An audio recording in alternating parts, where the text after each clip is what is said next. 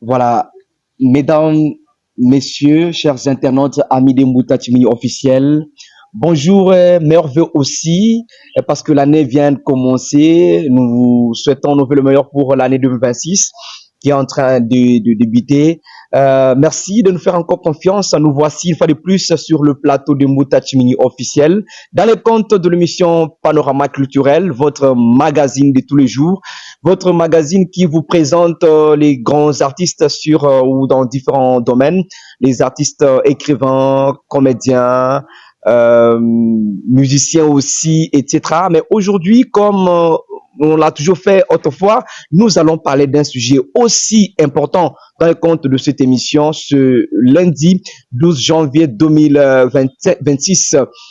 Sur ce plateau, nous recevons quelqu'un de très spécial qui va nous parler aussi de quelque chose de très spécial encore. Le thème de l'émission d'aujourd'hui, c'est sûrement un débat autour du livre Munkamba, cette femme qui porte l'enfant, un livre publié aux éditions Africa en 2025, œuvre de l'écrivain congolais Pierre Ngindou Kabitanga. Et c'est de ce livre que nous parlons aujourd'hui. Félicien Ngalamoumbe reçoit pour vous sur ce plateau de Moutatimini officiel. Alors, nous recevons sur ce plateau pour parler de ce sujet Monsieur Norbert Kabitanga. Monsieur Norbert, bonjour et merci d'être venu participer à l'émission Panorama culturel ce jour. Merci, mon cher Félicien et toute l'équipe qui vous accompagne en ce soir ensoleillé chez Monde Arabe 2, chez Jeunes pour Jeunes Bidoya Mwamba.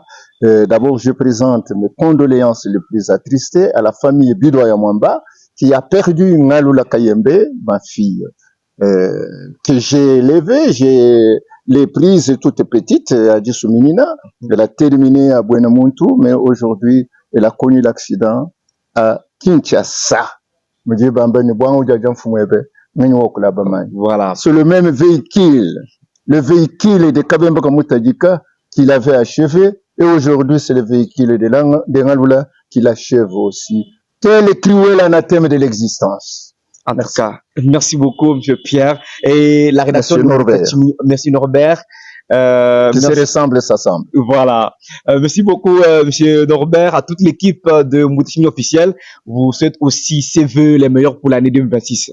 Merci réciproquement. Merci. Alors, nous parlons aujourd'hui du livre Munkamba, cette femme qui porte l'enfant.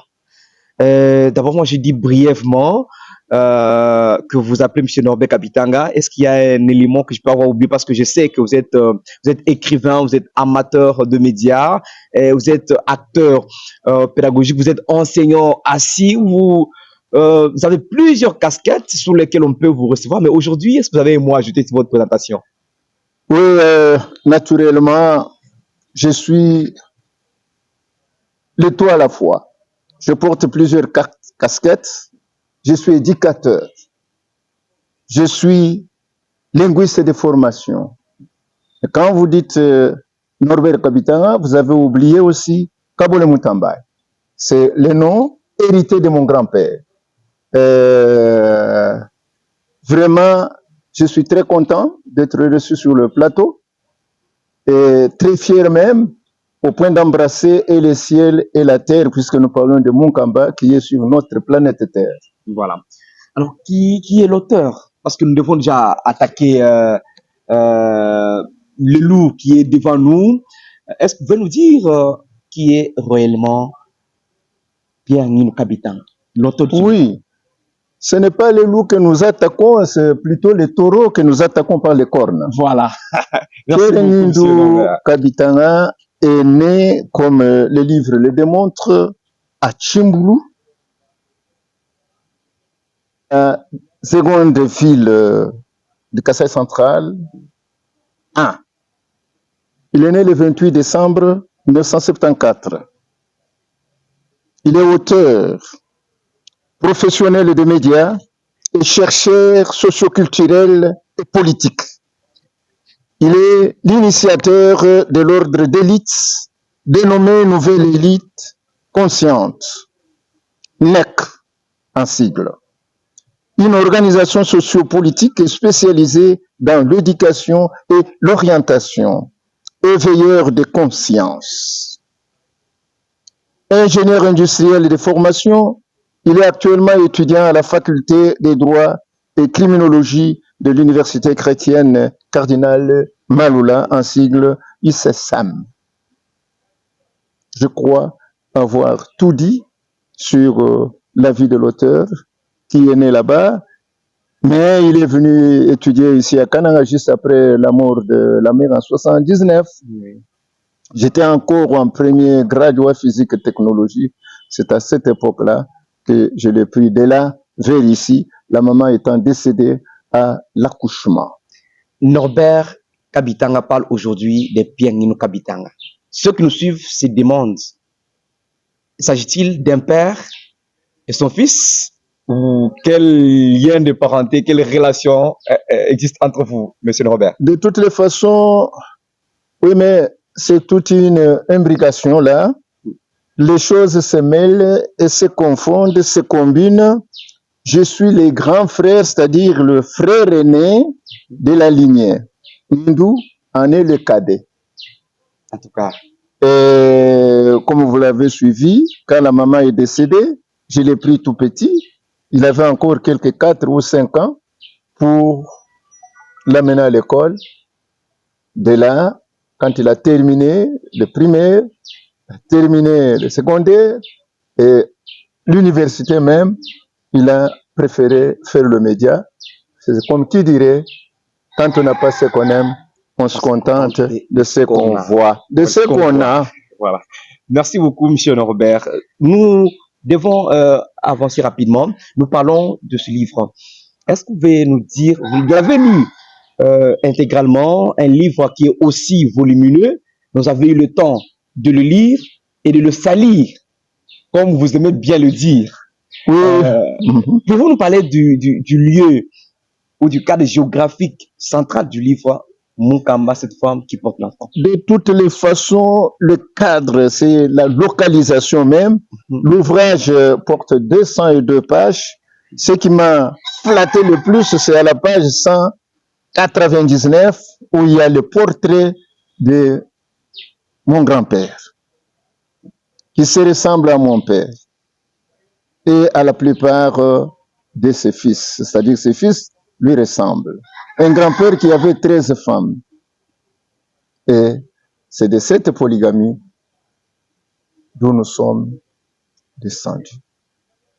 Le grand-père qui est né, qui est mort à 70 ans, il est né en 1890 pour mourir en 1960 après avoir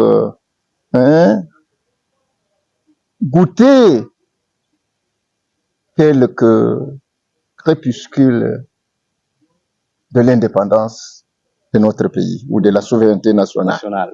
Merci. Merci beaucoup, monsieur Norbert. Nous avançons petit à petit. Pourriez-vous à présent nous dire de quoi l'auteur se serait-il inspiré en nous produisant cette belle œuvre? J'ai aussi même oublié, puisque vous avez parlé de cadre. Oui. Le cadre de Munkamba, c'est justement le territoire de Djimbéleng. Territoire voisin à celui de Dibaya et à celui d'Endemba. Oui. Vous remarquerez que quelque part, il y a eu exode, il y a eu migration. On parle du peuple Bakwachichimbula ou Bakayokusomba Kundem. Pourquoi Chichimbula Bakayokusomba Kundem? Donc on comprend que Munkamba, ce n'était pas un lac, et à un moment donné, par légende, par mythologie, on a compris qu'il y avait un groupe de dames qui sillonnaient en brousse et à un moment donné, se lamentaient pour ne pas avoir d'eau. Et c'est à ce moment-là que miraculeusement, le lac s'est dessiné. Vous comprenez que même dans la Bible, la deuxième femme, la servante, deuxième femme à Abraham, avec son fils Ismaël, lorsque on les a renvoyés de la maison d'Abraham, ils ont commencé à errer ça et là, et à un moment donné, il y a eu encore un miracle comme ça. Il y a un étang d'eau qui s'était dessiné et l'enfant avait étanché sa soif. Oui. Sa mère également. C'est pour dire que Dieu est un Dieu de miracles. Et lorsque il y a eu, l'eau s'est dessinée, il y a eu aussi des gens qui ont été emportés par les eaux. Il y en a qui ont échappé de justesse. C'est à ce moment-là qu'on parle de migration de Djimbelenge vers Ndemba. Le peuple qui est à Chibungu, c'est un peuple de Bakwachichimbula, Bakayokosomba, Kundemba. Voilà. C'est ça le cadre. Et oui. Et maintenant, si vous pouvez parler de ce qui a poussé, de ce dont l'auteur s'est inspiré pour produire le livre. Ce serait-il toujours ce miracle qui s'est produit ou il s'est servi d'une autre histoire pour pouvoir nous livrer cette œuvre? De toutes les façons, vous avez cité Amadou Ampateba. Oui. C'est lui qui a écrit en Afrique noire Un vieillard qui meurt, c'est toute une bibliothèque qui brûle. L'auteur est un historien. Il a décrit, et à travers les livres, il y a eu même des ressources humaines. Il y a eu des personnes ressources auprès desquelles il s'est renseigné pour échafauder cet ouvrage de 202 pages. L'inspiration, comme vous dites, comprenez que lui-même est né à Chimbulu. Chimbulu, nous sommes à Dibaya. Mais maintenant, il est inspiré par cet ouvrage, cette rivière, ces lacs plutôt, Munkamba, qui est à Djimbelenge. C'est pour dire que nous sommes le même peuple. Nous sommes descendus d'un Sangaluban. Et de là, nous sommes partis en direction multiple. Vers Kalemi, vers Kamina, vers ici. Quand on arrive ici, il y en a qui sont partis vers Ndemba. C'est ainsi qu'on vous parle d'Ndemba Moutom. Robert, Ouais. vous êtes en train de me pousser à poser encore beaucoup de questions. Il y a plusieurs matières que l'écrivain Pierre Nilou pourrait traiter, pourrait évoquer pour produire des livres. Il devait parler de beaucoup de choses. Aujourd'hui, il nous parle de Munkamba. Trouvez-vous que ce livre peut vraiment intéresser le public? Oui, de toutes les façons, l'auteur qui a écrit, il a eu l'inspiration. Ça, c'est la première ébauche. Mais je sais qu'à la longue, il y aura plusieurs œuvres aussi de la même trempe.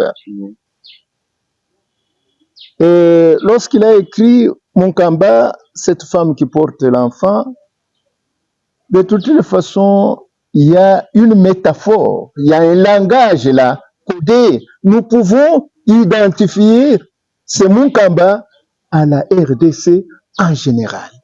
Ah bon? Cette femme qui porte l'enfant, c'est-à-dire la RDC a une lueur d'espoir. La RDC est convoitée de tous les pays du monde à cause du scandale géologique, c'est-à-dire la plupart des minéraux se retrouvent chez nous.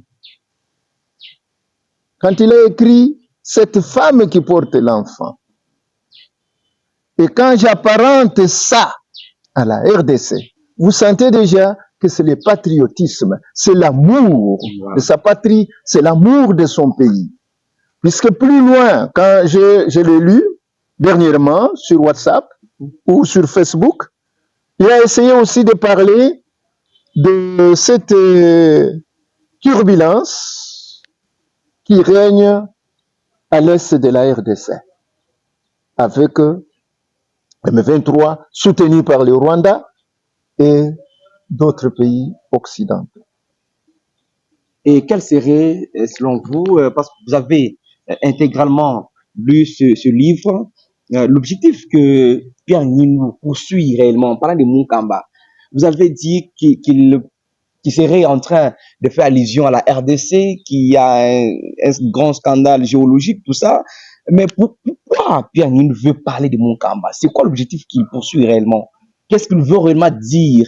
Quel message voudrait-il réellement transmettre à la population? De toutes les façons, le message est clair.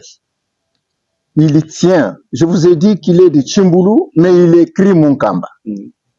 Donc, il a le souci d'unifier les gens. À travers cette mythologie, c'est l'unification qu'il vise. Comment parler de tout ça, vous voyez? Il a même cité Victor Hugo, qui dit que la forme est liée au fond, qui remonte à la surface. Cette affirmation de Victor Hugo, la forme et le fond qui remontent à la surface, elle se dévoile à nous en toute sa nudité, comme pour paraphraser Nicolas Boileau dans son art poétique, où il confirme que ce qui se conçoit bien s'énonce clairement et le mot pour le dire arrive aisément. Plus loin encore, dans ce même ouvrage, il nous tient en haleine quand il s'écrit, ceux qui écrivent comme ils parlent. Quoi qu'ils parlent bien, ils écrivent mal. Aussi le roi Salomon vient rendre la voix audible lorsqu'il écrit en proverbe que c'est de l'abondance du cœur que la bouche parle. Aussi, puisqu'il investit lui aussi dans l'homme, il soutient toujours dans ses livres bibliques, sans doute, que le fer aiguise le fer et que la profondeur appelle la profondeur.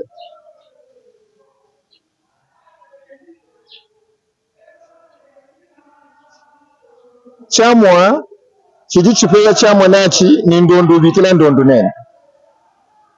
Et pour reprendre l'éditeur et l'écrivain Brunel Lungambu, commentateur de Pierre Nindu Kabitanga, un des rares cas où l'histoire africaine est enfin racontée. L'histoire africaine est enfin racontée. C'est pour assurer la pérennité de nos traditions.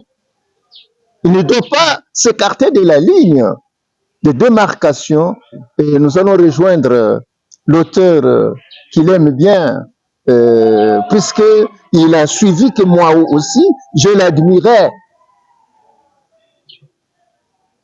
Il dit où l'histoire africaine est enfin racontée. Ça c'est Munkamba, cette femme qui porte l'enfant.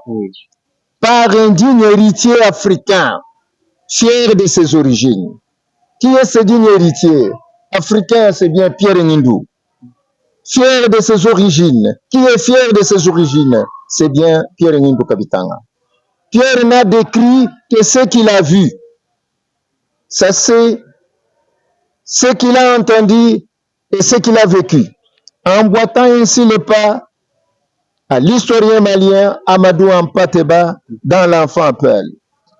Lui, l'auteur de L'étrange destin de Wanyera. Lui aussi auteur de cette pensée séculaire en Afrique noire, un vieillard qui meurt, c'est toute une bibliothèque qui brûle. Tout comme le Congolais Théophile Obenga. Voyez que je suis sur la pente des historiens. Nous parlons de Théophile Obenga. Je n'ai pas encore parlé de Tchèque Anta Diop non plus. Ça c'est, là nous sommes au Sénégal, c'est un savant sénégalais qui a parlé de l'antériorité des civilisations nègres, mythe ou vérité historique, puisque il a senti que le berceau de l'humanité, c'est notre Afrique, puisque le premier homme ou l'homme de Saint-Jean-Trop a été découvert en Afrique. Et je n'ai pas encore terminé, tout comme le Congolais Théophile Obenga, c'est encore un Océanien. Et un autre Malien, Alpha Omar Konaré, un ancien président du Mali, ne s'écarte pas de la ligne de démarcation ou de considération. Ils ont foi aux ressources humaines. Ils ont foi. Je vous ai dit que Pierre s'est inspiré de tel ou tel. Il s'est renseigné et j'ai parlé de ressources humaines, les gens chez qui les partis puisaient des connaissances. Que dire du général au pouvoir pour 6 mois seulement après la mort de Sami Abacha au Nigeria, qui avait confiance aux Nigériens si bien qu'après 7 ans, un parti, il céda le pouvoir aux civils à Olusegun Obasanjo. Il s'agit notamment du général Abdoul Salam Aboubakar, qui quelle incarnation de la démocratie musulmane, laquelle démocratie se veut chrétienne en RD Congo avec l'avènement de Félix Antoine Tshisekedi Tshilombo, qui, durant sa campagne présidentielle en 2019, ne cessait de répéter aux médias et à la presse, tant nationaux qu'internationaux, que ceux qui lui prêteront main forte sont tapis dans l'ombre. Et le moment J, Merci. ils sortiront de l'ombre Oui. depuis le 31 décembre 2019 à nos jours. Il ne fait que marquer le but, défiant ainsi ses détracteurs de quelque nature qu'ils soient. En tout cas, vous avez fait vivre la vraie histoire, la vraie littérature aussi. Vous êtes vraiment une bibliothèque, comme Amadou Ampaté Baladi. Et parce que vous avez évoqué cette grande figure de la littérature africaine, est-ce que vous pouvez nous dire si, parce que Pierre Ngindou est passé par les mains de l'écrivain malien Amadou Ampaté Ba, serait-il surpris de voir Pierre Ngindou exceller ainsi ou vraiment il s'y attendait déjà? De toutes les façons, il s'y attendait. Vouloir, c'est pouvoir. Il était encore jeune, mais un jeune entreprenant. Et je m'y attendais le plus, ce qu'il a produit aujourd'hui. Moukamba, cette femme qui porte l'enfant, ou la RDC, ces pays qui appellent des convoitises du monde entier, Oui. avec tous les soubresauts que l'on puisse connaître. Mais il ne désespère pas. Voilà. Vous avez parlé de Moukamba. Comme vous ici, vous avez relayé le message transmis par Pierre Ngindou dans son ouvrage. Vous avez aussi beaucoup de précisions, beaucoup de détails sur cette histoire concernant le lac Moukamba. Appartient-il à la province du Kassai central ou celle du Kassai oriental? C'est la question peut-être que Pierre Ngindou devrait évoquer dans son livre, mais il n'en a pas parlé. Oui, de toutes les façons, la configuration géographique et la configuration administrative telle que léguée par les colonisateurs précise en tout état de cause que Moukamba, géographiquement parlant, se situe dans Kassai central et non pas au Kassai oriental. Bien sûr, nous sommes à la limite. Nous sommes aux frontières. Ce qui fait que nos frontières sont vraiment perméables. Nos frontières sont poreuses. J'ai parlé géographie, j'ai parlé administration. C'est ce qui fait que parfois, quand les administratifs de Mbujimaï ou de Kassai oriental viennent pour contrôler les gens qui sont là-bas, leur diront que nous sommes du Kassai central. Quand les gens du Kassai central arrivent encore là, eux vont prétendre que nous sommes du Kassai oriental. Donc c'est cette ambivalence, c'est partout, puisque aujourd'hui vous sentez que on réclame l'Est, le Nord, le Sud de Kivu, le Maniema, tout ça, c'est par rapport aux limites telles que fixées par les colonisateurs. Et par rapport au potentiel géographique que ce lieu détient. Et vous savez bien que là-bas, les Rwandais se marient aux Congolaises, les Congolais se marient aux Rwandaises, aux Burundais, ainsi de suite. Cette perméabilité fait qu'il y ait glissement. Mais en toute logique des choses, Moukamba, c'est notre patrimoine. D'accord. Merci beaucoup, monsieur Norbert. Parce que nous sommes en train d'atterrir. On n'a pas assez de temps. Je pense que vous avez de la matière. Et nous allons demander à notre direction de nous permettre que prochainement on revienne sur cette matière. Parce qu'elle est abondante et vous aussi, vous connaissez bien. De toutes les façons, je reviens à la littérature orale. Les gens chantent. Si Moukamba n'est pas notre comment des chants comme Chongwa Biakaja Kwa Shisha Konte de Kumungamba. Hein? Comment expliquer? Batena ba muni malum belela malum son. Wakulake Kumungamba. Jisebe jakamba batoke kunyinga kajiba kwa luntu bakanyenga bwa ngudu yabu ani bwa menji abu. Comprenez ça? Oui. Luntu c'est nous. L'origine de l'untu, quand vous suivez l'origine même, vous sentez que il y a eu ceci, il y a eu ceci, il y a eu ceci, il y a ceci. Il n'y a aucun pays qui manque la mythologie. Voilà, Mukamba, cette femme qui porte l'enfant, Ouais. beaucoup de gens ne l'ont pas encore lu. Vous qui l'avez déjà lu, qu'avez-vous retenu, qu'avez-vous aimé plus? Hein, ce qui est de plus en plus intéressant dans ce livre, pour pousser les autres à s'en procurer aussi. Oui, de toutes les façons, c'est un livre intéressant, étant donné les péripéties qui y sont décrits, les titres et les sous-titres qui y sont, et surtout, ici où j'ai mis les papillons, les propriétés et spécificités du lac. C'est un mystère. Mystère pourquoi? On dit bien que le lac Mukamba offre la chance de rentrer en contact avec les énergies positives. Vous rend heureux et vous décharge de tout poids.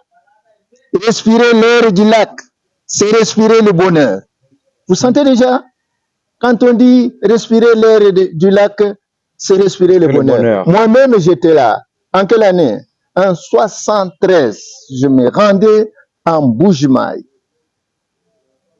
Pour la première fois, j'ai été impressionné. Parce que là-bas, l'hôtel Ilunga Djiboué, on allait là avec le véhicule de marque Toyota. Oui. Vous arrivez à l'arrêt bus ici ou à la gare de Mbujimaï, on vient vous accueillir à distance avec votre sac, on vous plaît. Quand je suis arrivé à Mukamba, j'étais surpris.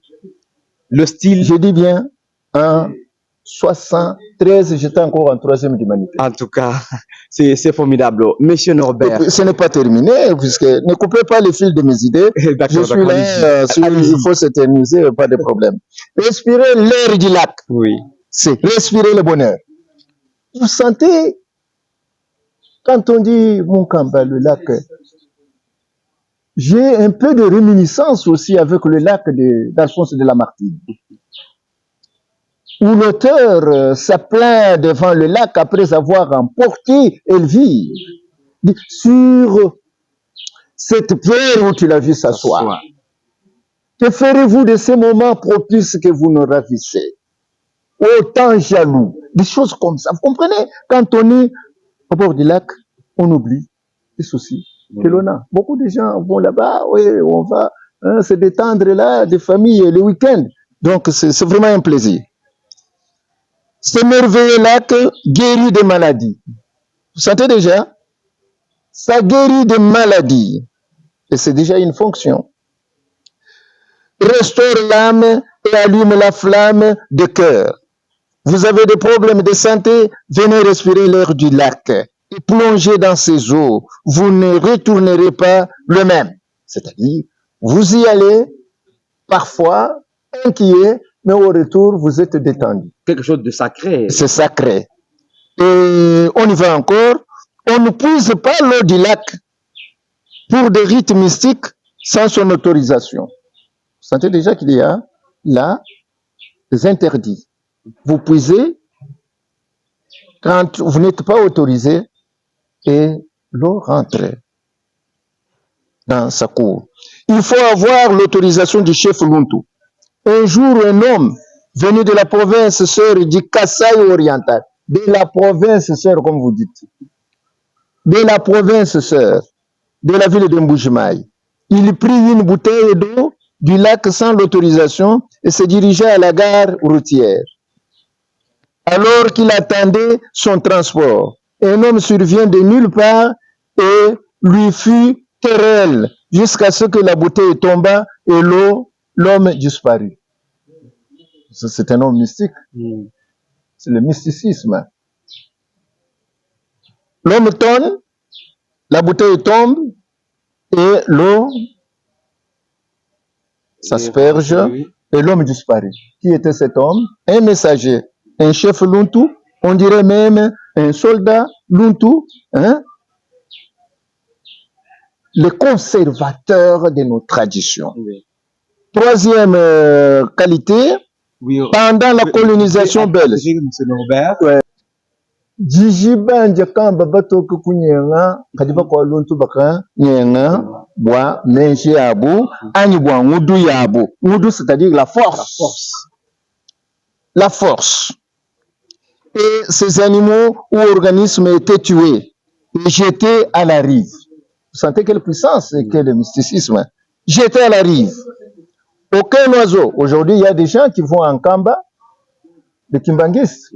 Donc, il y a une force qu'on tire là.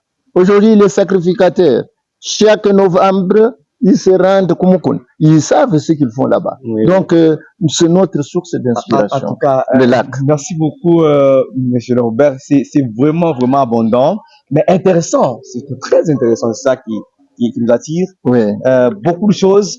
Je crois, comme je l'avais déjà dit, nous allons demander à la direction du programme de Moutetimi officiel de nous permettre de revenir sur cette matière et d'en parler abondamment.